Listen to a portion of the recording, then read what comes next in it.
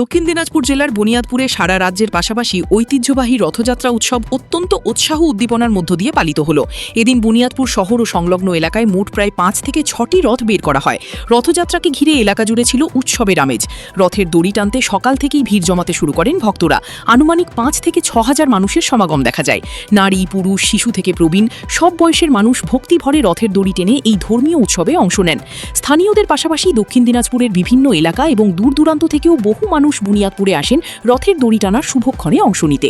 উৎসবকে ঘিরে শহরের বিভিন্ন এলাকায় নিরাপত্তা ব্যবস্থা জোরদার করা হয় এবং সারা দিন জুড়েই ছিল আনন্দ উৎসবের পরিবেশ।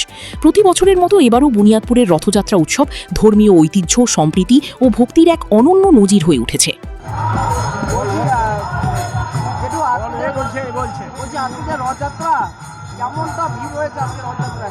আজকে রথযাত্রায় প্রচুর ভিড় হয়েছে, ব্যাপক ভিড় হয়েছে। বুনিয়াদপুরের প্রত্যেকটা হিন্দু সমাজের মানুষ এই রথযাত্রায় অংশগ্রহণ করেছে, যা দেখে সত্যি খুব ভালো লাগছে।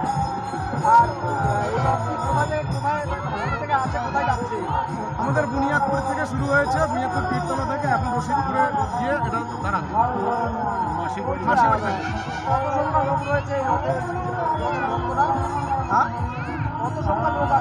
লোক সংখ্যা ধরো যে 2000 প্লাস।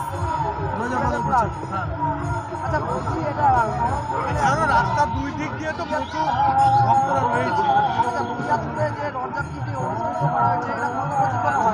হ্যাঁ, প্রত্যেকবারই হয়। এটা আমাদের ওই রথ প্রায় 30 বছর।